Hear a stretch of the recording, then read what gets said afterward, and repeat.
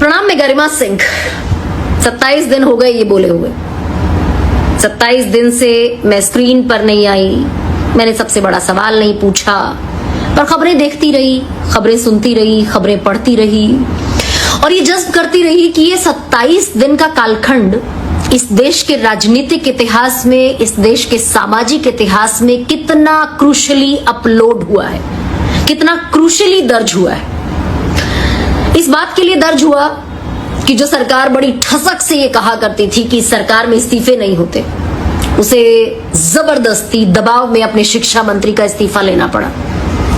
इस बात के लिए दर्ज हुआ कि 15 से 20 साल के बच्चे जंतर मंतर पर क्रूरता से पीटे गए, उन पर पैलेट गन चलाई गई। सीवान में डबल इंजन की सरकार है, AK-47 इन हक मांग रहे बच्चों पर चलाई गई। इस बात के लिए दर्ज हुआ है। इस बात के लिए दर्ज हुआ है कि इसी देश की एक माननीय सांसद जो खुद 16 साल की उम्र में, याद रखिएगा ये बात, जो खुद 16 साल की उम्र में एक ड्रग एडिक्ट थी, वो इस पूरी जनरेशन को जनरेशन गटर कहती दिखाई दी और कह पाई। इस बात के लिए भी दर्ज होगा कि 15 साल की बच्ची जिसने जंतर मंतर के प्रोटेस्ट में देश के प्रधानमंत्री को गाली दी थी, उसे पूरा इकोसिस्टम लगाकर, पूरा तंत्र लगाकर तलाशा गया। वो बच्ची कैमरे के सामने खड़े होकर माफी मांगती दिखाई दी, नजरें चुराती हुई। इस हद तक अपराध बोध उसके दिमाग में, उसके मन में भरा गया। 15 साल की बच्ची किस लिए? देश के प्रधानमंत्री को गाली दी थी। इस देश का हर दूसरा पुरुष तेरी मां की, तेरी बहन की, मादर डैश, बहन डैश, हर गली नुक्कड़ चौराहे मोड़ पर कहता हुआ दिख जाएगा। कितनी FIR दर्ज होती, इस बात के लिए दर्ज होगा। संसद में रमेश विधुड़ी दानिश अली को आतंकवादी, उग्रवादी बड़े इत्मीनान से कहते रहे। कौन सा मुकदमा दर्ज हो, इस बात के लिए दर्ज हुआ है।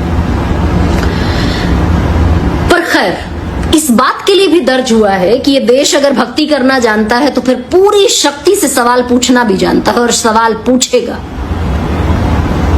इस शुरुआत के लिए भी दर्ज हुआ है और ये सवाल मैं पूरे 3 साल पूछ पाई, पूरी ताकत से, पूरी शिद्दत से और पूरी नीयत से।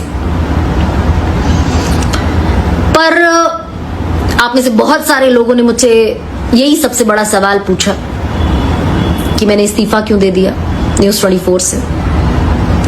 तो दरअसल जिस दिन मुझे लगा कि ये ताकत अब दरअसल मेरे पास नहीं रहेगी कि मैं उतनी शिद्दत से और उस नीयत से सबसे बड़ा सवाल पूछ पाऊं, उसी दिन लगभग 2 घंटे बाद मैंने न्यूज़ 24 से इस्तीफा दे दिया।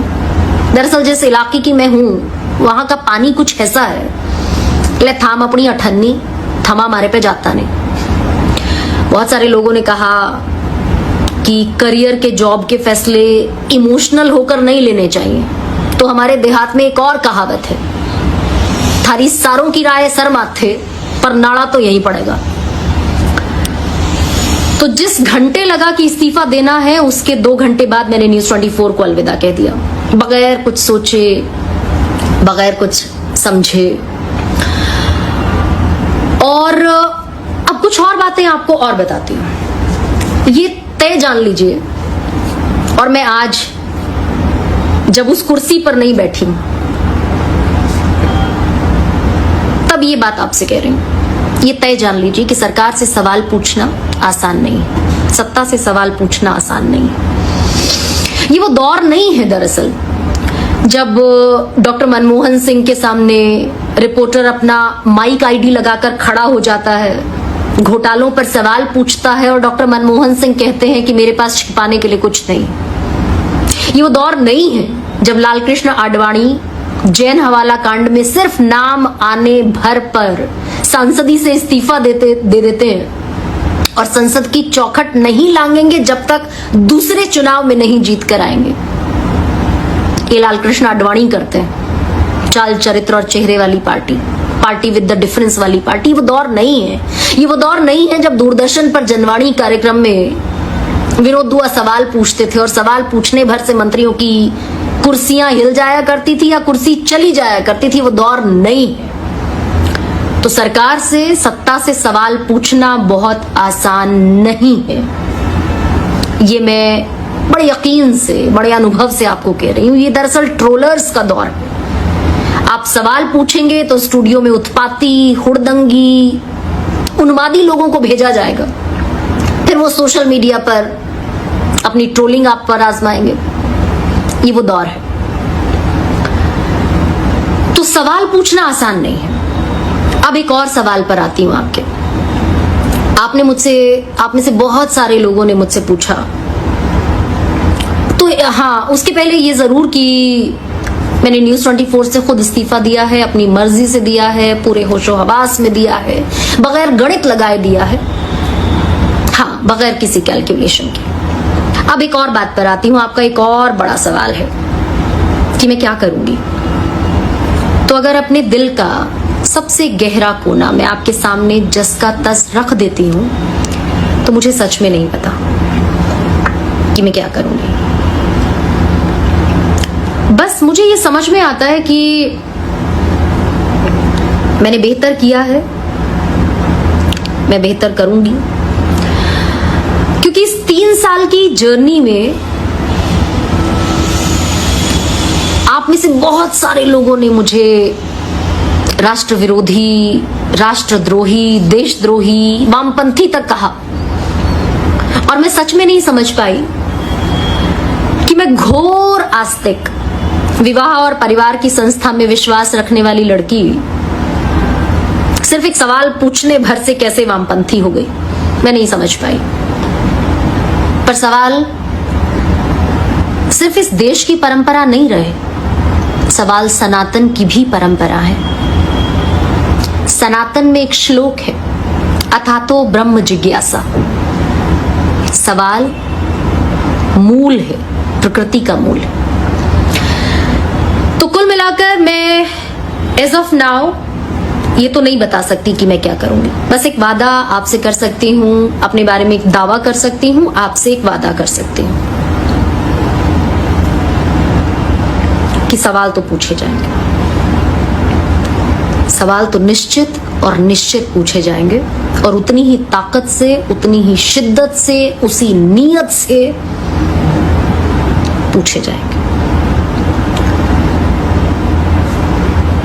क्या करने वाली बात, सबसे बड़ा सवाल, क्या करूंगी। आप चाहें तो मैं नौकरी कर सकती हूँ, ये भी आपके सुपुर्द आज करना चाहती हूँ कि एक बड़े संस्थान का आमंत्रण उसी दिन, जिस दिन मैंने इस्तीफा दिया, उसके अगले दिन मेरे पास था, मेरे पास है। फिर एक छोटे चैनल का भी प्रस्ताव है, वहां जिम्मेदारी बड़ी है, वहां जाकर किसी भी दिन नौकरी, काम शुरू किया जा सकता है, और अपने काम का विकल्प सदैव खुला है। बस इस बात के साथ अपनी बात मैं खत्म करूंगी, आप सबकी झोली में, आप सबके सुपुर्द ये सबसे बड़ा सवाल डालते हुए कि ये दौर जो है, ये संस्थागत पत्रकारिता, बहुत बड़े बड़े संस्थान जो खुले हुए हैं, वो उनका दरअसल पहला अघोषित नियम ये है कि वो जर्नलिस्ट को जर्नलिस्ट तो नहीं रहने देंगे, वो पत्रकार को पत्रकार तो नहीं रहने देंगे। आप सब कुछ कर पाएंगे, आपके मिलियंस में फॉलोअर्स होंगे, आपका बहुत फेम होगा, आप बहुत मशहूर हो जाएंगे, पर आप पत्रकार नहीं होंगे। तो अब आपके पाले में गेंद, नौकरी कर ली जाए, कुछ और अपना काम किया जाए, सवाल पूछा जाए कि सवाल ना पूछा जाए, पानी के वेग के अनुकूल बहा जाए या पानी के वेग के प्रतिकूल बहा जाए। बस इतनी मुख्तसर सी बात आपसे कहनी थी। आपने बहुत प्यार दिया, आपने बहुत स्नेह दिया, आपने बहुत सम्मान दिया, उसका ख्याल रखूंगी, गरिमा का भी ख्याल रखूंगी। प्रणाम।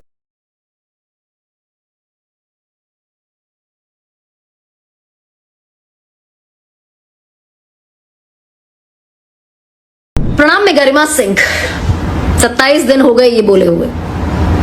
27 दिन से मैं स्क्रीन पर नहीं आई, मैंने सबसे बड़ा सवाल नहीं पूछा, पर खबरें देखती रही, खबरें सुनती रही, खबरें पढ़ती रही और ये जज्ब करती रही कि ये 27 दिन का कालखंड इस देश के राजनीतिक इतिहास में, इस देश के सामाजिक इतिहास में कितना क्रूशली अपलोड हुआ है, कितना क्रूशली दर्ज हुआ है। इस बात के लिए दर्ज हुआ कि जो सरकार बड़ी ठसक से ये कहा करती थी कि सरकार में इस्तीफे नहीं होते, उसे जबरदस्ती दबाव में अपने शिक्षा मंत्री का इस्तीफा लेना पड़ा।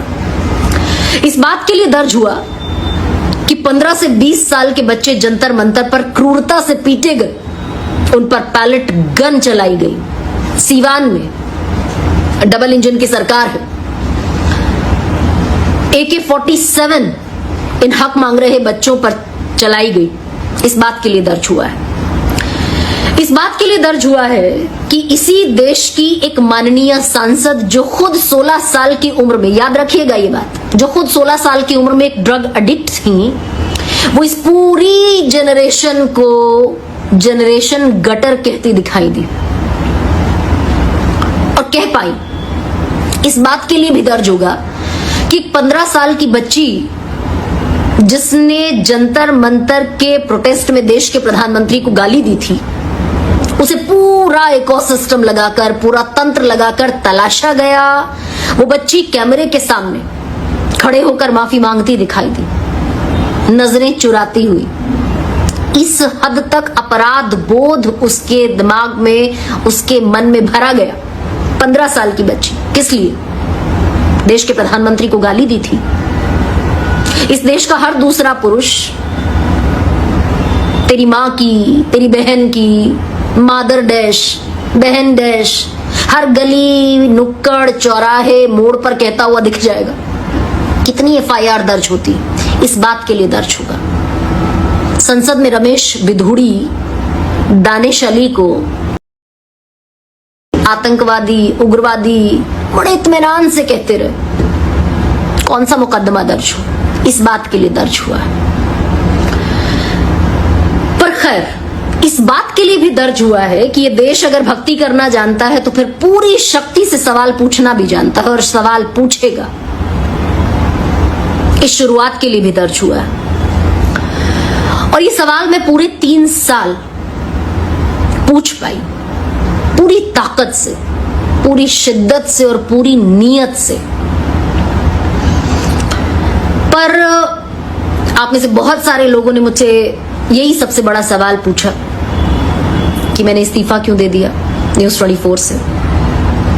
तो दरअसल जिस दिन मुझे लगा कि ये ताकत अब दरअसल मेरे पास नहीं रहेगी कि मैं उतनी शिद्दत से और उस नीयत से सबसे बड़ा सवाल पूछ पाऊं, उसी दिन लगभग 2 घंटे बाद मैंने न्यूज़ 24 से इस्तीफा दे दिया। दरअसल जिस इलाके की मैं हूं, वहां का पानी कुछ ऐसा है, ले थाम अपनी अठन्नी, थमा मारे पे जाता नहीं। बहुत सारे लोगों ने कहा कि करियर के, जॉब के फैसले इमोशनल होकर नहीं लेने चाहिए। तो हमारे देहात में एक और कहावत है, थारी सारों की राय सर माथे, पर नाड़ा तो यही पड़ेगा। तो जिस घंटे लगा कि इस्तीफा देना है, उसके 2 घंटे बाद मैंने न्यूज़ 24 को अलविदा कह दिया, बगैर कुछ सोचे, बगैर कुछ समझे। और अब कुछ और बातें आपको और बताती हूं। ये तय जान लीजिए, और मैं आज जब उस कुर्सी पर नहीं बैठी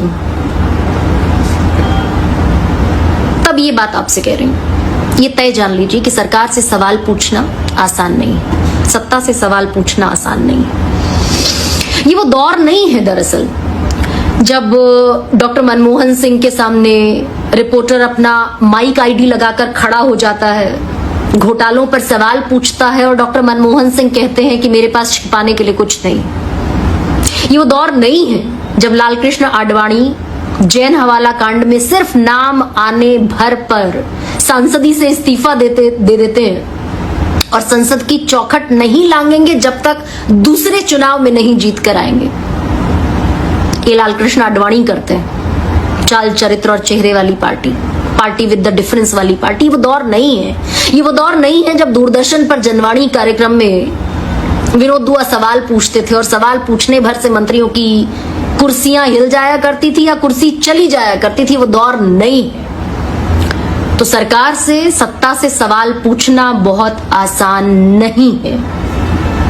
ये मैं बड़े यकीन से, बड़े अनुभव से आपको कह रही हूं। ये दरअसल ट्रोलर्स का दौर है। आप सवाल पूछेंगे तो स्टूडियो में उत्पाती, हुड़दंगी, उन्मादी लोगों को भेजा जाएगा। फिर वो सोशल मीडिया पर अपनी ट्रोलिंग आप पर आजमाएंगे। ये वो दौर है। तो सवाल पूछना आसान नहीं है। अब एक और सवाल पर आती हूं आपके। आप में से बहुत सारे लोगों ने मुझसे पूछा,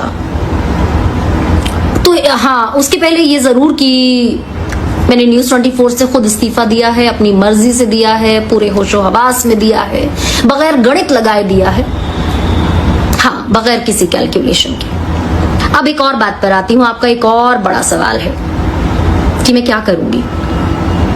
तो अगर अपने दिल का सबसे गहरा कोना मैं आपके सामने जस का तस रख देती हूं, तो मुझे सच में नहीं पता कि मैं क्या करूंगी।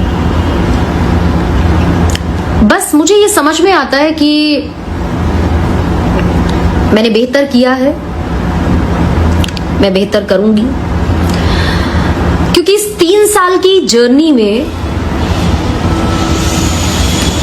आप में से बहुत सारे लोगों ने मुझे राष्ट्र विरोधी, राष्ट्रद्रोही, देशद्रोही, वामपंथी तक कहा, और मैं सच में नहीं समझ पाई कि मैं घोर आस्तिक, विवाह और परिवार की संस्था में विश्वास रखने वाली लड़की सिर्फ एक सवाल पूछने भर से कैसे वामपंथी हो गई। मैं नहीं समझ पाई। पर सवाल सिर्फ इस देश की परंपरा नहीं रहे, सवाल सनातन की भी परंपरा है। सनातन में एक श्लोक है, अथातो ब्रह्म जिज्ञासा। सवाल मूल है, प्रकृति का मूल है। तो कुल मिलाकर मैं एज ऑफ नाउ ये तो नहीं बता सकती कि मैं क्या करूंगी। बस एक वादा आपसे कर सकती हूं, अपने बारे में एक दावा कर सकती हूं, आपसे एक वादा कर सकती हूं कि सवाल तो पूछे जाएंगे। सवाल तो निश्चित और निश्चित पूछे जाएंगे, और उतनी ही ताकत से, उतनी ही शिद्दत से, उसी नीयत से पूछे जाएंगे। क्या करने वाली बात, सबसे बड़ा सवाल, क्या करूंगी। आप चाहें तो मैं नौकरी कर सकती हूँ, ये भी आपके सुपुर्द आज करना चाहती हूँ कि एक बड़े संस्थान का आमंत्रण उसी दिन, जिस दिन मैंने इस्तीफा दिया उसके अगले दिन मेरे पास था, मेरे पास है। फिर एक छोटे चैनल का भी प्रस्ताव है, वहां जिम्मेदारी बड़ी है, वहां जाकर किसी भी दिन नौकरी काम शुरू किया जा सकता है, और अपने काम का विकल्प सदैव खुला है। बस इस बात के साथ अपनी बात मैं खत्म करूंगी, आप सबकी झोली में, आप सबके सुपुर्द ये सबसे बड़ा सवाल डालते हुए कि ये दौर जो है, ये संस्थागत पत्रकारिता, बहुत बड़े बड़े संस्थान जो खुले हुए हैं, वो उनका दरअसल पहला अघोषित नियम ये है कि वो जर्नलिस्ट को जर्नलिस्ट तो नहीं रहने देंगे, वो पत्रकार को पत्रकार तो नहीं रहने देंगे। आप सब कुछ कर पाएंगे, आपके मिलियंस में फॉलोअर्स होंगे, आपका बहुत फेम होगा, आप बहुत मशहूर हो जाएंगे, पर आप पत्रकार नहीं होंगे। तो अब आपके पाले में गेंद, नौकरी कर ली जाए, कुछ और अपना काम किया जाए, सवाल पूछा जाए कि सवाल ना पूछा जाए, पानी के वेग के अनुकूल बहा जाए या पानी के वेग के प्रतिकूल बहा जाए। बस इतनी मुख्तसर सी बात आपसे कहनी थी। आपने बहुत प्यार दिया, आपने बहुत स्नेह दिया, आपने बहुत सम्मान दिया, उसका ख्याल रखूंगी, गरिमा का भी ख्याल रखूंगी।